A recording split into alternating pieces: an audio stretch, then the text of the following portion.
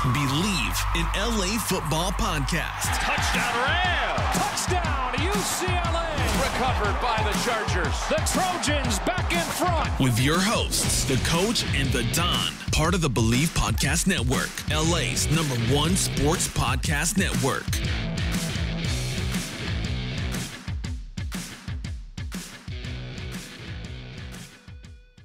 What's up, delegates, and welcome back to the Bleav in LA Football Podcast here on the Bleav Podcast Network, Los Angeles' #1 sports podcast network, the only place with a show for every team in LA and more. We believe in our LA teams. Do you believe?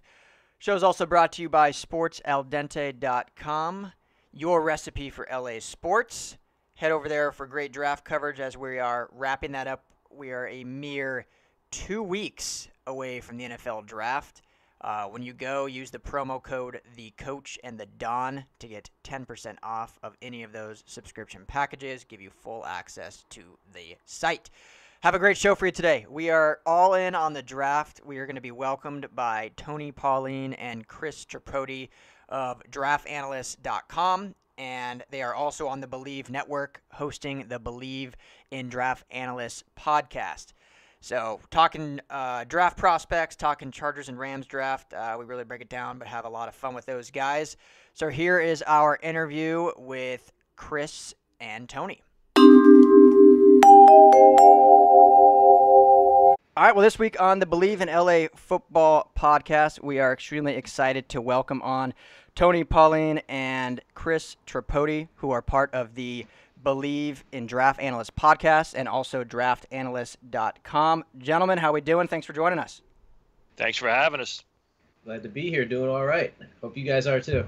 Oh, we're great. We're can't believe we are just 2 weeks from draft season. Pretty crazy. This process, it's a long process. It starts pretty much year round, but now we are in full swing. But I wanted to just kind of talk to you guys a little bit about how you got into this industry. I mean, I know you do tons of work over there at DraftAnalysts.com, tons of profiles.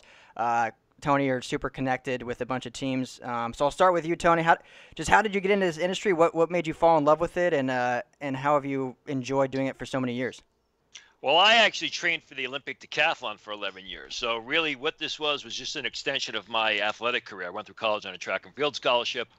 And really, scouting is as much trying to identify good athletes as it is good football players. So training for the Olympics for so long, I knew a thing or two about identifying or trying to check out good athletes, since I usually would get my rear end kicked by so many of them much of the time. So basically, the NFL draft, and I started this back in started to get interested in back in the 80s, and there before the internet, the advent of the internet, and the information was Pro Football Weekly, the newspaper, and Joel Bucksbaum's Pro Football Weekly, his NFL draft guide. There really wasn't a lot going around, but I found that I really loved college football, and the NFL draft was one way where you can actually match wits with a GM, match wits with people who are making decisions at the next level. People talk about trades in basketball or trades in baseball and things like that, and they never come to fruition. But in the NFL draft, you can say, I would take this player, this player, this player, this player, and they may not be the players that your favorite team selected. And then literally 2 or 3 years down the line, you could see if you were right or they were right. Now, there's more that goes into it. Coaching, player development, things like that, but still the general basis is you could basically match wits with a GM. That's kind of a lost art these days because a lot of people just concentrate on what happens on draft weekend and they forget about it conveniently oftentimes 2 or 3 years down the road. So I did get into it with some of the beat reporters, the New York Jet reporters here in New York, who relied on me for their draft information. Paul Needell, Brian Burwell, who went to Detroit, covered the Lions for years, and recently passed away. I got into it that way because I knew my draft stuff, and they would rely on me for draft information, which is ironic how things come. They don't say they come full circle because guys like Steve Serby and Rich Cimini always call me for your draft information now. But that's how I got into it and basically moved out on my own. That's great. So essentially, you went from training for a decathlon to kind of starting your own website, scouting reports, and then you had actual reporters coming to you. Absolutely. That's and great. I went from reporters to actually agents to people in the NFL, position coaches and things like that would read my stuff because, like you said, the draft is a year-long process, but I'm one of the few who really write about the draft over the summer and start scouting players over the summer. So, they'll read my stuff, look at my opinions because they know it's firsthand. I watch game film 11 months, almost 11 and a half months a year. And that's how I basically develop myself to get in tune with what's going on in the world of the NFL draft. Wow, that's really cool, and definitely gives us some motivation to grind even harder. So, Chris, moving on to you, man. Kind of a little bit about your background. How did you get started? We know you've had a relationship with Tony for a lot of years, man. But how did you get going? Did you just have a passion for it, or kind of how did you get broken in?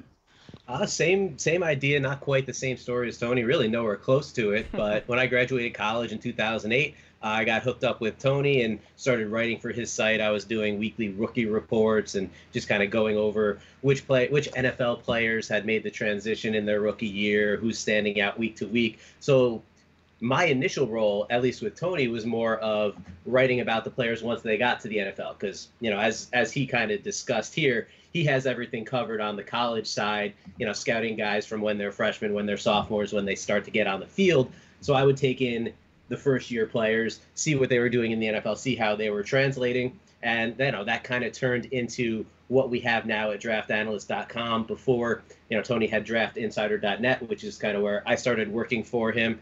And, kind of developed the passion from there to see what draft prospects I wanted to watch, how I liked to see college film, and, what I was enjoying to see on that college level. Because for me, it first started with watching these guys come to the NFL and trying to figure out what made them successful and what made them, adapt to the league quickly. And as Tony said, a lot of it is coaching, a lot of it is player development, which until you really get your hands on and get your feel in it, you may not recognize that. You may just say, oh, this guy's really talented, or this guy just didn't have it. But there's just so much that goes into the process that until you really dive deep into it, you don't realize the full intrigue that it can provide. Yeah, I think, and that's how when you find that passion is just the process, as you mentioned, that just caters to our minds and what we love about it. My wife always, I don't want to say gets mad, but she finds it interesting how I can watch the same clip of one play for an hour, and she's like, how in the hell are you still watching that same clip? But it's just the process and what these guys go through, and the athletes, as you mentioned, Tony, and how special they are. So speaking of great athletes, I'm curious, I want to hear from both of you, not your top ranked prospects in this year's draft, but who are your 5 favorite prospects? I'll start with Chris. We'll keep it with you. 5 favorite prospects, guys that I would like probably more than the average. We'll start at the quarterback position. Personally, I like Jarrett Stidham. I know he had a down year at Auburn this past season. Obviously wasn't the best fit for that offense, but I see a lot of potential in him for where he's going to be drafted. He's not going to be a first-round pick. Not even a chance that he's going to be a second-round pick. He might not go in the top 60. So it'll be very interesting to see where he goes, but that's a guy with more potential than his draft slot. He can make all the throws. He really showed out well at the Senior Bowl, making throws down the field, making throws to the flanks. All the quarterbacks at the Senior Bowl were kind of inconsistent. Stidham had a little bit of inconsistency himself too, but I really like a lot of the traits that he brings to the table as a guy who is going to be a pick later on day 2, maybe even early on day 3, depending how these NFL teams value him, and a guy who does have starter potential for that late pick. Mm-hmm. If we're going to go a couple other positions here, I'll start with wide receiver. I'm personally a big Paris Campbell fan. I know there are a lot of Paris Campbell fans out there, so I'm not on an island here. But when I watch his film, I see a guy who gets in and out of his breaks well. I understand the role he was used in the Ohio State offense. He's a short yardage type of guy, didn't really threaten deep. But then again, their offense wasn't really predicated on stretching the field downfield. They just had so many playmakers that Dwayne Haskins' job was to put the ball in the hands of those playmakers and let them make plays. And that's what Paris Campbell does, but I see more potential with him. Obviously, he has the speed, ran a 4.31 at the Combine, which was tied for tops amongst the wide receivers with Andy Isabella. And I see a guy who has the potential to get deep if an offense wants to use him that way. He's thick. He's not a small guy, so he's able to win out in situations where he can break tackles after the catch. I think there's a lot more potential in Paris Campbell, and it's one of those things where it's not necessarily that because he wasn't asked to do it at the college level, he can't do it. and it's a bit of a projection with him, but I do like the way that he ends up projecting. If we're going to move kind of to the defensive side, a cornerback that I really like, a guy who I saw at the Senior Bowl, was my first full exposure to him, and a guy that I really was intrigued by was Corey Ballantyne out of Washburn. He's a guy who really showed well in man coverage. He came to the combine. He hit all the thresholds he needed to. He's not an elite athlete, but he showed that he could step up with the level of competition with the guys at the Senior Bowl. He's actually been kind of quiet since in terms of the draft process and people hyping him up. So he's going to be a guy that goes on the third day, but he's a guy that can be a nickelback at the NFL level and can provide a lot of value for you at that position and kind of at that point in the draft. Another guy that I really like personally is Bobby Okereke, linebacker out of Stanford. He's fast. He fits what the NFL wants to do now with all their players and, you know, with the kind of way that the game is going. And he's another guy that he's probably going to go early on day 3. Maybe there's a chance he could sneak into the end of day 2, but he's a guy that he fits everything the league wants to do. And at the very least, he's going to be a very good special teams player and a very good backup at the NFL level. And at the very best, he can be a guy that starts and really fits into a defense and makes a lot of plays on the field. So there's a lot of intrigue with him too. And let's find a fifth player here that I can think of off the top of my head. I know I put you on the spot, so. Oh, no worries. I mean, this is what we're here for, and this is, you know, the fun part of talking about the draft is talking about your guys and the guys that you've watched and the guys that you've seen that maybe aren't getting the same hype that you would expect from whatever major outlets or whatever major scouting people, but they're guys that you really trust in the process and guys that you want to see succeed and guys that you want to see do well. You know, another guy for me that I'm very interested in is Max Crosby out of Eastern Michigan.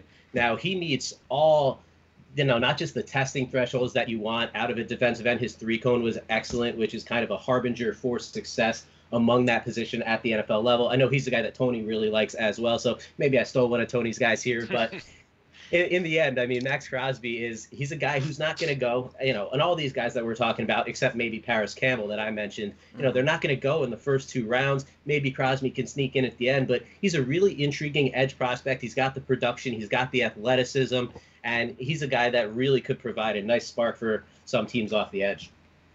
Yeah, Corey Ballantyne is definitely, I know we like him over here. Shout out to the MIAA.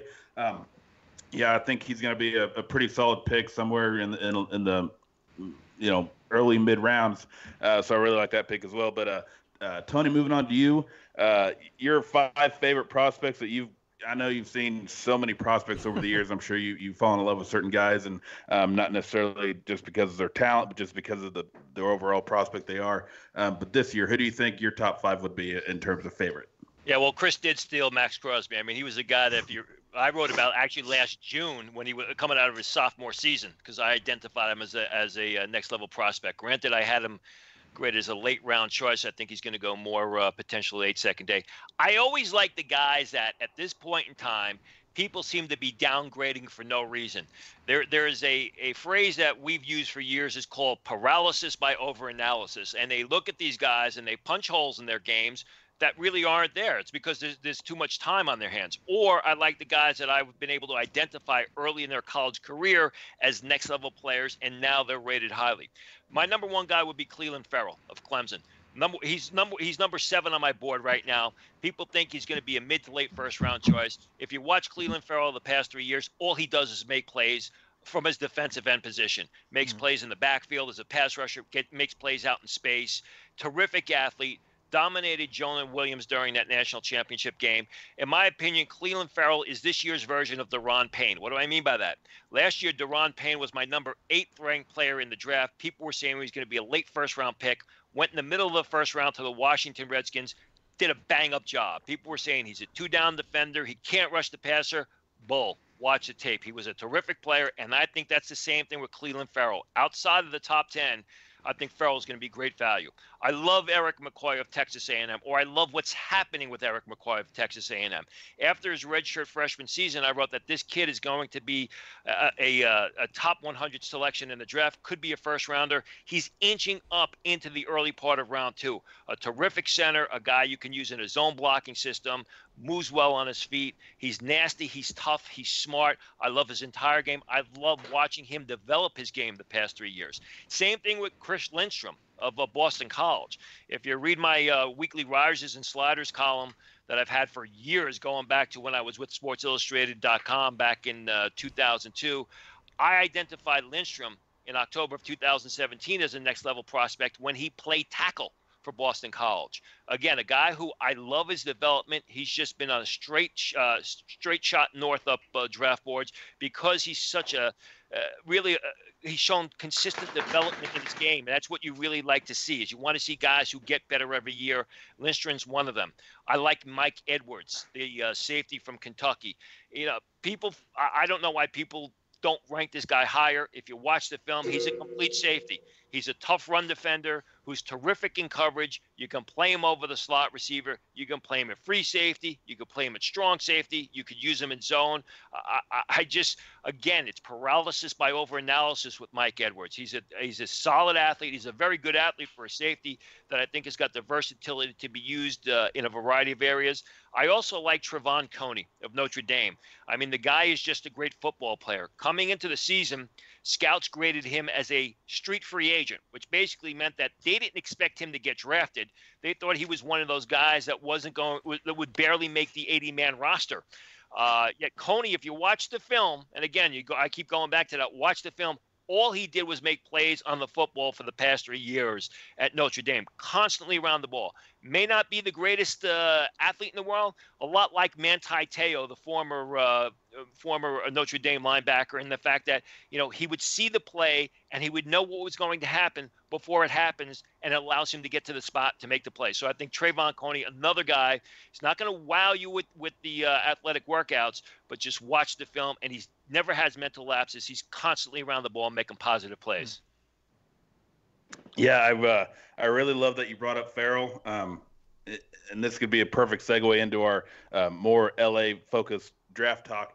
But I actually have Farrell mocked number 4 overall to Oakland. I feel like he's just a Mayock kind of guy.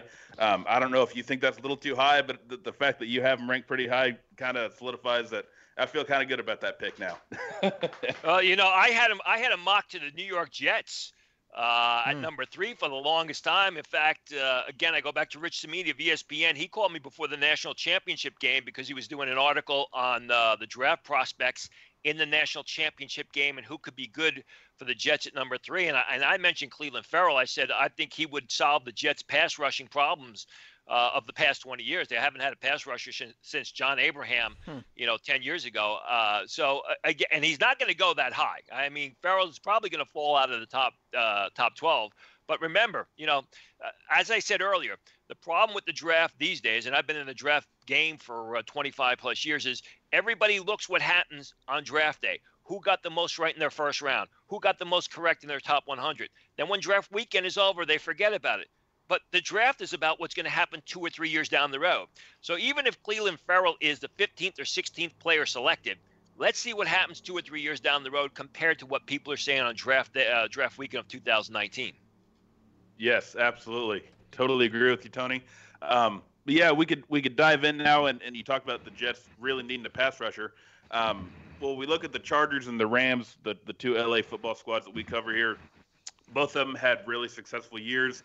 Obviously, the Rams were the Super Bowl runners-up. And let's start with the Chargers, who have the 28th pick overall. And Tony and Chris, you guys can both jump in here, whatever you feel like. But where do you think the top needs for the Chargers are at the 28th pick? For me, when I look at the Chargers, I see a couple holes on the offensive line, potentially. I see a very interesting player that could fit in LA, and that's Cody Ford out of Oklahoma. Now, a lot of people are uncertain whether Ford's going to be a tackle, whether Ford's going to be a guard. We have Cody Ford on our guard board, and he's really a guy that he's really good small area player, and he has good athleticism too, which a lot of people weren't expecting to see from him. He could fit in at right tackle. He could fit in at guard. I feel like both of those positions are places where the Chargers could use some help. So I'd be very intrigued to see if they'd be interested in a guy like Cody Ford as an offensive lineman who could fill a couple holes. And then there's also a safety need in San Diego. And I think a guy that we actually talked about recently on our podcast who's really rising up boards quickly as a versatile guy, can play safety. Some teams even like him as corner. And that's Juan Thornhill out of Virginia. He's a guy that tested through the roof at the combine, played well at the Senior Bowl. He's really been everything that people wanted to see from him in the pre-draft process. And, he'd be an interesting fit, I think, at the end of the first round for LA as well. Yeah, I think they would like to get an upgrade at right tackle. I just don't know that right tackle is going to be there. Brandon Mebane just recently signed, and the guy's, 67 years old. He's going to start collecting Social Security checks soon. So yeah. I think a defensive tackle would be considered there. For the longest time, I thought that Dexter Lawrence of Clemson would be a good fit for the Chargers. I don't think that Dexter Lawrence is going to be there. Excuse me, because he's moving up draft boards. A guy, Jerry Tillery of Notre Dame, is a guy that's got to get some conversation, or has got to be in the conversation. He's a guy who would ordinarily be a late first-round pick. He could still be a late first-round pick, but because of the depth of talent at the defensive line, a guy like Tillery is going to get pushed down further in the draft than he usually would. Somebody who I like, who really fits the mold of a San Diego Chargers defensive tackle, Draymond Jones of Ohio State. Little bit undersized, but very explosive, very athletic. A guy who's a good pass rusher, can also stuff the run. I think Tillery or Draymond Jones are guys that they would consider, assuming that Dexter Lawrence is off the board when they're called to the clock in round one. And Tony, I'm glad you brought up that interior defensive line for the Chargers, because I totally agree. Do you think there's any chance, have you heard any rumblings about Jeffrey Simmons possibly being at that slot? I know that he's towards ACL, so we're not really sure when he will be available. But do you think that could be a target for the Chargers, even if they trade back? Or is there any chance that Simmons could end up being a Charger? Not if they expect him to play in 2019, because Simmons' injury was late in the process. Remember, it happened right before the combine as he was training for the combine. So that's an 8 to 10 month injury. So you really don't, if you're selecting Jeffrey Simmons, you're basically going to assume that he's going to redshirt in 2019. And even if there are reports that he could play in 2019, do you really want him to play in 2019 and maybe damage that knee further, or not have it rehab or repair properly? So could he be there? I absolutely think he could be there. I have him pegged to one of the Oakland Raiders spots at the top of round 2. If the Chargers draft him, again, it's more with 2020 in mind than 2019. Yeah, and so real quick, going back to Tillery, because I like that pick too. Telasco, GM over there, probably one of the more underrated GMs in the NFL, has done a tremendous job in the last couple drafts, getting great value. Obviously, having Derwin James drop to him last year, probably fell out of his chair there. But he's had a reputation, and a good one at that, at always taking guys with high character. And not saying Tillery doesn't have character, but had a couple issues throughout his career. Freshman getting suspended for the bowl game. Sophomore year, he had that Ndamukong Suh-like game against USC. Is that concerning at all? And do you think that takes them off the Chargers draft board, or do you think that's enough in the past where it shouldn't affect his draft stock? Yeah, I don't. I think the big problem with Jerry Tillery is the inconsistency. Spit it out, Tony. Inconsistency on film. He's a streaky player. He'll be dominant for a series at a time, and then he'll disappear. And the personality issues or the minor off-the-field scrapes, I think, are just that minor. I don't think it's really going, unless something else pops up, and I haven't heard any additional red flags on him, I don't think it's going to affect his draft stock. I think what will happen is, and what has happened is, during the interview process, they're going to ask him, why were you so great on these 3 and 4 series in this specific game, and then you disappeared? That's the issue with Tillery. Yeah. So one more thing with the Chargers, and then we'll move on to the Rams and then let you guys go. Appreciate you again joining us on this Saturday. But so obviously Phillip Rivers getting up there in age, so quarterback of the future is going to come into play at some point. You guys talked about it on your last episode of the Bleav in Draft Analysts podcast. You probably know it's coming up, but Josh Rosen. So I think you guys talked about how Washington's probably the landing spot. Is there a chance, though, Chargers make a play, or do you think they address maybe just grabbing a quarterback in later rounds, or even wait till next year? It's going to really depend on compensation when it comes down to it, because the Chargers, the way their picks are set up, they have pick 28 and pick 60. So they're not going to be giving up that first-round pick for Josh Rosen, most likely. It's seeming at this point, every bit of the momentum is swaying towards Josh Rosen is not going to fetch a first-round pick for Arizona. And then you have to think about the teams that are willing to give the second round pick. They're all probably going to be picking ahead of the Chargers. So it would come to a situation where, and this is something that we mentioned a couple of weeks back when we first started talking about Josh Rosen, is it might end up being a later pick in 2019 and a 2020 pick that could end up being some compensation for Josh Rosen. And if the Chargers are looking to get something done, that's probably the direction that they're going to have to go, considering where their picks lie this year. Yeah, and that's what I reported basically from the Combine when I broke that story, is that the compensation, what I was told back during the Combine was the compensation was a first-round pick in 2020. You know, it depends on what the Cardinals want to do. I mean, the Cardinals are in a situation right now where if they take Kyler Murray, they got to win right away, or everyone's going to get fired, because you move up, you take Josh Rosen, and then you make a questionable hire at the coaching position with Cliff Kingsbury, and then you're going to select Kyler Murray with the top pick of the draft, because that's who Cliff Kingsbury wants, and then trade Josh Rosen for basically less than what you gave away for him and chose him at in 2018. So what am I rambling on about? I mean, do the Arizona Cardinals, are they okay saying, all right, we'll take that pick in 2020? Or are they saying, no, we need that pick now because we have so many holes now, and we got to get players on the field in 2019 that are going to help the team and help Kyler Murray to produce in 2019, to protect Kyler Murray in 2019. We'll take the pick now. We're going to forsake the future pick. I mean, it's sort of damned if you do, damned if you don't. The wiser thing would be to take the pick in 2020, the earlier pick, the first-round pick. I don't know that Steve Keim and everybody else in Arizona has that sort of enough room on the leash, because if they make this move and it looks like they're going to take Kyler Murray, coupled with the hiring of Cliff Kingsbury, they better play real good football in 2019, or a lot of people are going to get fired. Absolutely. And, since we're on the topic real quick, I'm just curious your evaluation, since obviously you've watched extensive film on both of them, I'm sure. If you're GM, do you stick with Rosen, or do you like the move of them moving on and going with Murray? How do you evaluate them versus each other? Josh Rosen is far and away the better quarterback. He's definitely the better passer. If Josh Rosen was in this year's draft, he would be ranked as the #1 quarterback. He's the most accurate. He's the most polished passer. He has it going on between the ears. He did a great job at UCLA, elevating the play of his teammates. The problem with Josh Rosen is, and I mentioned this in the lead up to the 2018 draft, is he has a personality that rubs people the wrong way. And that's the fact of the matter. I mean, it's basically what I've been told is he's arrogant to the point of it being a fault. And he comes across, maybe not purposely, as condescending at times, which is why I think that the New York Giants will not end up with Josh Rosen or basically may get some pushback there because of the Maras. That's not their type of quarterback. So, there's Josh Rosen on the field, and then there's Josh Rosen off the field. Josh Rosen on the field is a much better quarterback prospect than Kyler Murray.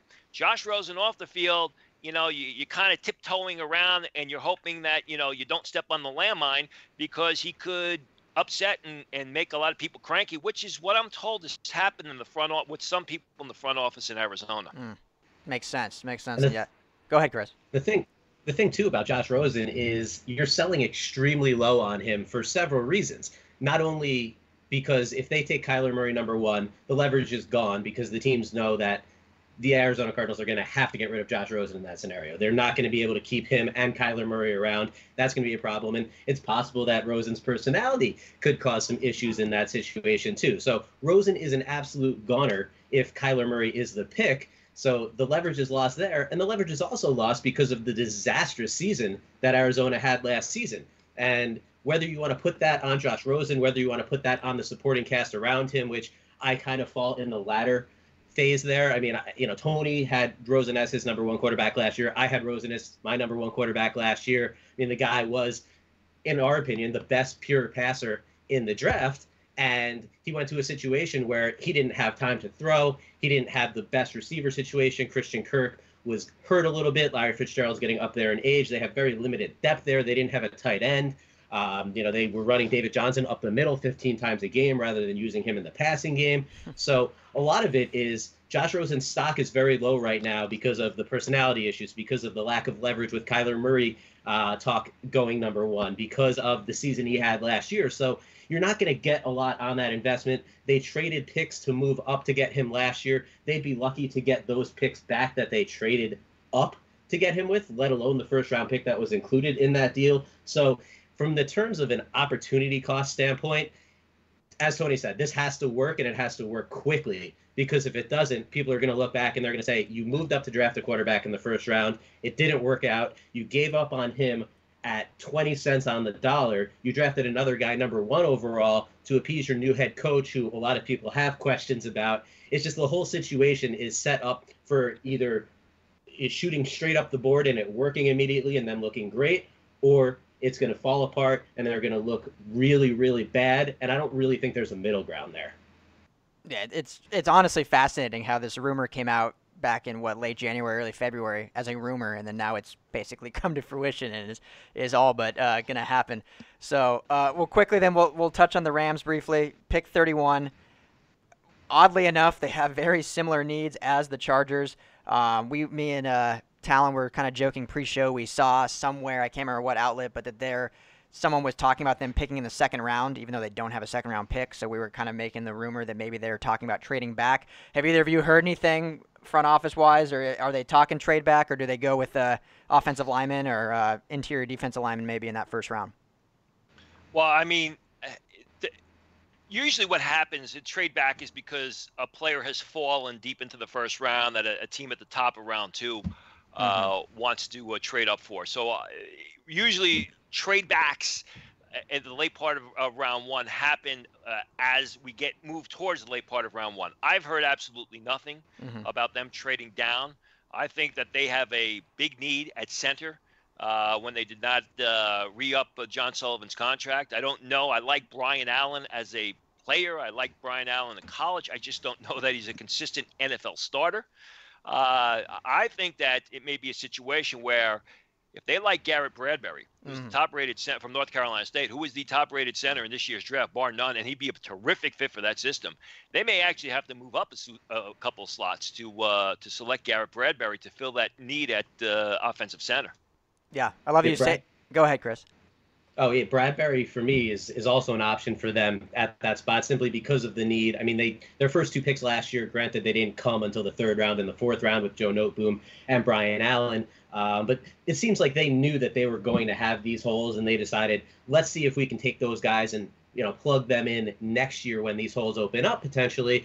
We don't know how they feel about their internal development or anything like that. So certainly Bradbury's an option. What Tony mentioned about trading back, a lot of it might depend on where the quarterbacks go. Kyler Murray will obviously be gone. Dwayne Haskins will be gone. Drew Lock will probably be gone. But if there is a Daniel Jones on the board and some team picking, early to mid portion of the second round wants to move up, that last couple picks there in the first round is a great spot to move up for a quarterback because you get that extra fifth-year option on them. The Vikings did it with Teddy Bridgewater a few years ago. So if a team likes Daniel Jones enough, don't have a first-round pick, they might call the Rams and they might say, hey, we're interested in this pick. What do you want for it? So that they can move up, take a quarterback, get that fifth-year option, and save money, save that 1 year on the large free agent contract that they would expect that quarterback to get if they end up hitting.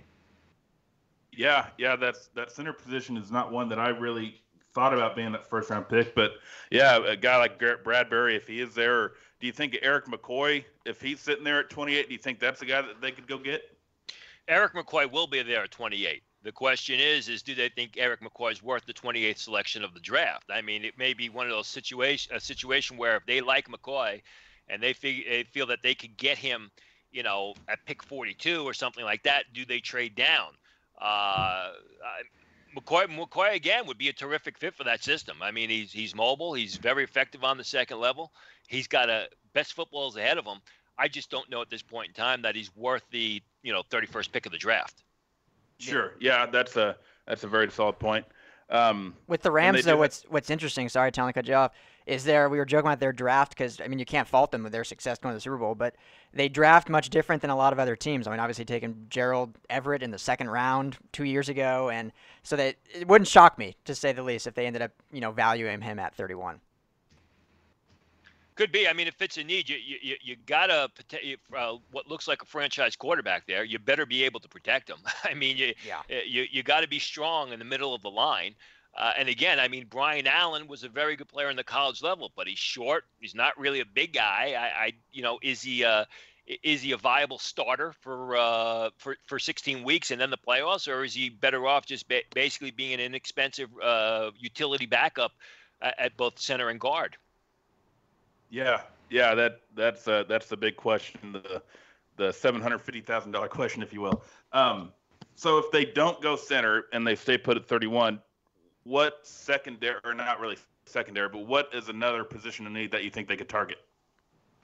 I mean, if you look at some of the names we mentioned before with the Chargers, Jeffrey Simmons, Dexter Lawrence, Jerry Tillery, I mean, those are guys that it'll be really interesting to see if they're there. As Tony said, Dexter Lawrence is kind of sliding up board, so maybe he's not there at 31, and, if they like him enough, maybe they move up. But I don't know why you would move up in a situation like that when you have guys that are going to fall. Again, this is a win-now team, so with Jeffrey Simmons, are they willing to draft a player in the first round who's unlikely to help them this season and is more of a 2020 stash, or do they want a guy who is going to help them now? I feel like they would more lean towards maybe a Jerry Tillery, just because he could help them this year, and they want to maximize that window on Goff's rookie contract. So I feel like Simmons is probably an unlikely pick for the Rams. But if you look at some of those D tackles, the same ones really that we mentioned for the Chargers, as you guys said, they have a lot of similar needs here in the trenches. I feel like a lot of NFL teams these days have needs in the trenches, especially in the offensive line. But that would be probably the direction I would see the Rams going if they decide to roll with their youngsters on the offensive line. Mm-hmm. Yeah, I'd also maybe if there's a good edge rusher, outside type guy, pass rusher that kind of slips through the cracks. They signed Dante Fowler to a 1-year deal. Linebacker would be another sort of situation, and safety. I mean, Eric Weddle was a solid free agent signing to fill a spot, but like Eric Mebane, he's going to start collecting Social Security checks real soon. Mm-hmm. So if there's a good safety there, we keep talking about Juan Thornhill, who's moving up draft boards. Chancey Gardner-Johnson of Florida, who I've graded just outside of round 1, a terrific free safety type that's basically he's got great cover skills. You can put him over the slot receiver, would be a great counterpoint or a great complement to, say, John Johnson's style of play. I think free safety would also be a consideration because, again, it's more than what's going to happen. Granted, they're built to win now, and when you get as far as they did last year, you want to take the next step. Sometimes it's a little bit difficult, but you also got to think about what's going to happen 2 or 3 years down the line. And safety like Juan Thornhill or Chancey Gardner-Johnson would be a great fit as when Eric Weddle eventually retires. Mm-hmm. Yeah, well, Chris and Tony, we truly appreciate you coming on. We love talking drafts. That's something we enjoy. I'm going to get you out of here on this. Are you guys Jets guys or Giants guys? Oh boy. Well, let's put it this way. I'm a Jet season ticket holder. Okay. I haven't missed a Jet home game in 39 years. But I'll tell you this: I'm not a Jets fan anymore. I just go barbecue my ribs in the parking lot and drink beer and just go and shake my head at the games. The New York Jets have beat me into apathy. You're not alone. I'm also a Jets season ticket holder, and I'm not quite at that apathetic point that Tony is. If I go and tailgate, I'm going to go into the stadium and I'm going to watch the game, and I'm going to go from there. But yeah, you have 2 Jets season ticket holders on the line here, and we're hoping that things turn around quickly, and hopefully Sam Darnold continues to develop, and we'll see where that goes. But I'm not as apathetic as Tony is at this point. I'm a little bit younger, so I think that time will eventually come if this continues at this rate. Just wait. But I try to be positive, but a lot of times it's hard, and you really just want to see evidence before you really dive back all in. Mm-hmm. Well, let's put it this way. You talk about the Jets turning it around quickly. I'm an older balding guy, and I think I got a better chance of waking up tomorrow sporting an afro like Jimi Hendrix had at Woodstock than the Jets do of turning it around quickly. So that tells you where I'm at. And Tony has been beaten down for a very long time, Yeah, as you can tell. clearly. Just out of curiosity, I have to ask: have you guys ever tailgated or hung out with Fireman Ed? I have not. No. No. Fireman Ed is. I know he's got great national attention, but Fireman Ed is a fair weather fan. He left for like 3 years. What's that? He left for like 3 years Yeah, recently. he comes. He comes like fair weather. He comes when the weather's nice. I mean, he's on the outside, he's known as the premier Jet fan. But first thing is this: you have to know about Fireman Ed. He was in the right place at the right time. What do I mean by that? That JETS chant started back in Shea Stadium, upstairs where I used to sit in the closed end of Shea Stadium. Mhm. Then when the Jets moved to Giant Stadium, what happened was we used to go from end zone to end zone, and the guy who brought it over to Giant Stadium was actually a New York City police officer by the name of Donnie Schaefer, who knew my father. My dad was NYPD for 23 years. So it was Donnie Schaefer, New York City police officer, who actually brought the chant to Giant Stadium from Shea Stadium. Now, what happened with Fireman Ed was he had the seats in the lower level, and the Jets were playing the Miami Dolphins or something. Marv Albert was doing the game with Bill Parcells. I still have that game somewhere on film. And then all of a sudden, the camera pans down to these two guys, one big rotund guy who's carrying another guy on his shoulders, and they're doing the chant. And what happened was Fireman Ed was wearing a number 42 jersey, which was Bruce Harper, a former Jet, a beloved Jet. And Marv Albert kind of made the joke as well. I wondered what Bruce Harper was doing these days. So the camera would then consistently pan down to Fireman Ed week in and week out. To his credit, I mean, he capitalized on it. He made a lot of money. He was getting free tickets.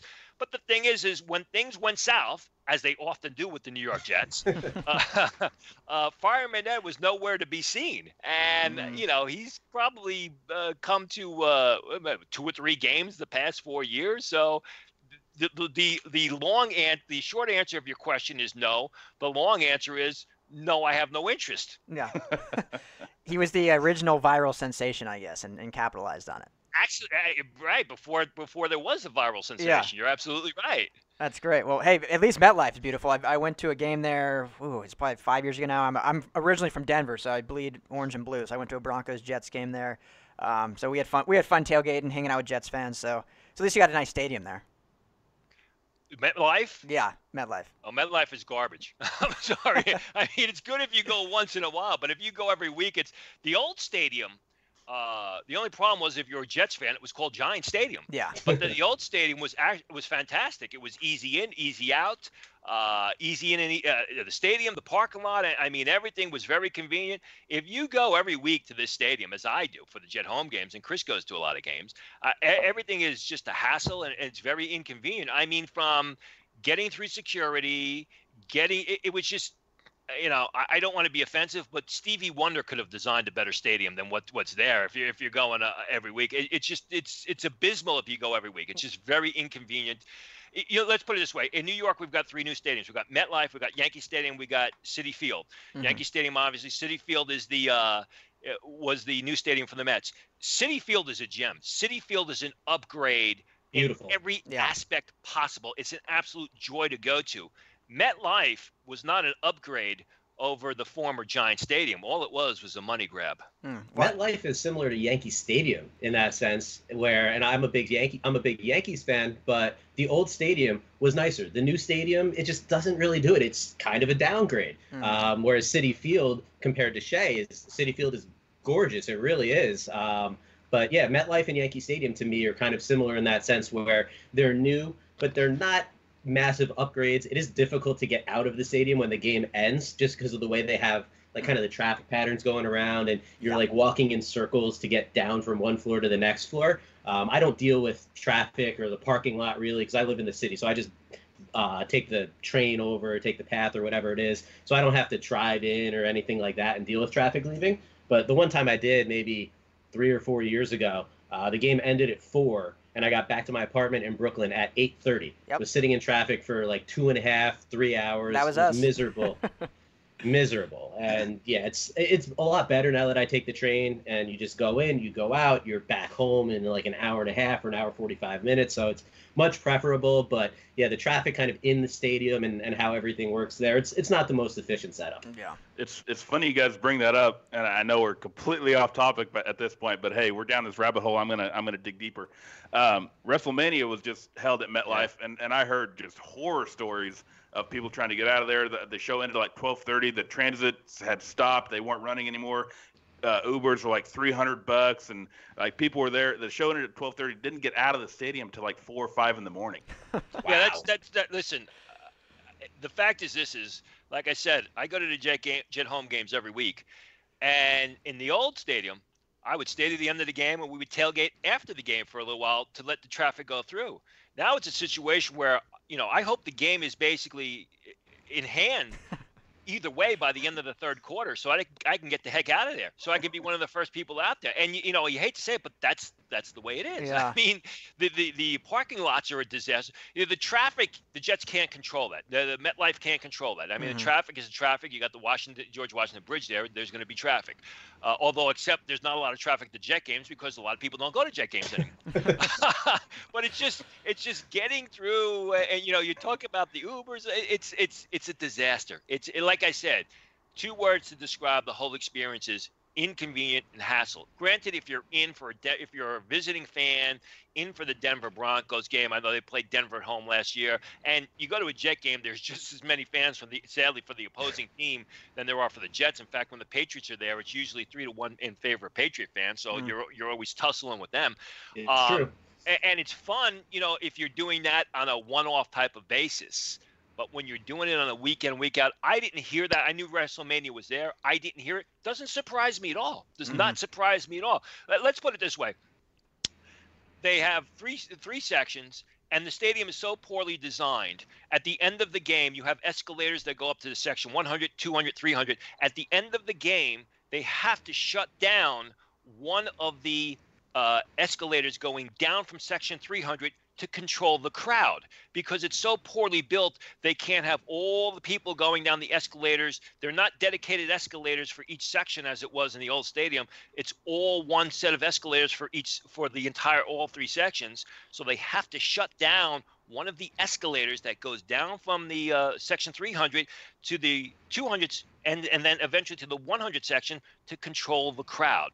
And this is a $1.6 billion. The stadium cost $1.6 billion to build.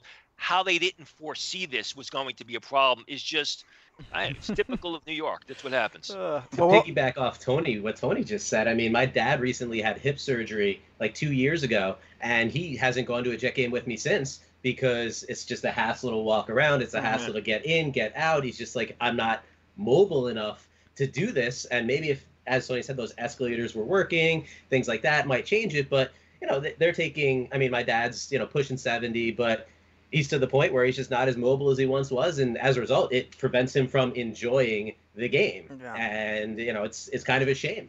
Well, I don't get to go to the games with my dad anymore. Like, what's going on? That's what it's all about. That's a bummer. Well, when Kroenke's Mecca opens out here in LA, we'll have you back on. We'll do a little stadium talk. Let's do cross-talk on stadiums. Yeah, well, that new stadium in LA is supposed to be fantastic, isn't it? Yeah, it's supposed to be state-of-the-art. It looks beautiful. I mean, it's the whole outerior of it. It's all done. So now they're just kind of, they're a year away. So they're just finalizing all the inside. But it's gonna be beautiful. But the inside is supposed to be like technology, into the future, right? Where you can put your phone there and you get all kinds of, it's supposed to be like really, futuristic as far as what they're going to be able to offer. Yeah, it's all Wi-Fi. Order straight from your seat. So they're definitely enhancing the fan experience, trying, I guess, to inhibit the convenience as opposed to inhibit it. So we'll see how it goes. We'll keep you posted. So. But guys, thanks so much for coming on. Where can everyone find you before we let you go? Well, everything's it can be is centralized at draftanalyst.com. We'll have rankings of over 1,000 players that are eligible for this year's draft. We'll probably have close to a little bit under 700 scouting reports. So, forget about who the Rams or the Chargers are drafting just from rounds 1 through 7. But after the draft, they're probably going to sign 15 to 20 free agents, and I'm sure you'll be able to find scouting reports on those players at draftanalysts.com. And, of course, we have the podcast once a week where we break news, where people basically accuse me of reporting fake news, but we'll see what happens. You've been pretty spot on. We've listened to almost every one. So, well, guys, thank you. Thanks for the support, guys. Yeah, thanks so much for coming on. We'll be in touch. Enjoy the rest of your weekend, okay? Thanks for having us. Thanks, you too. Enjoy, guys. Thanks again. Thanks, guys. Take care.